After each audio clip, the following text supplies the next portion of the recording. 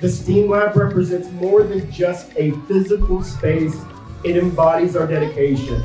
It truly is a gateway to endless possibilities. We're really excited. I was at Scott 2 weeks ago in that lab and watching the students and the kids and the teachers interact. It was amazing. It's really exciting for the school. It's just another tool, another room full of, not just another room full of devices, but an open up creativity for our students, more critical thinking, working collaboratively with each other, and just it's an endless possibilities in that classroom.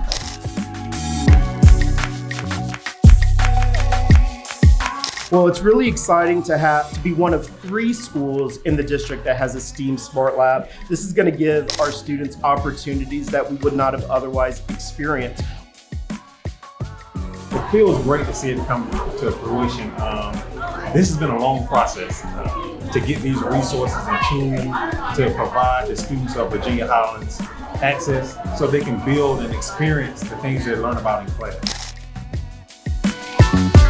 Love that they can learn how to use technology and be creative, but yet not really know that they're learning. And when you assess them later, when you talk to them, they can spill out everything for you. So it's great to see the kids have so much fun. 3.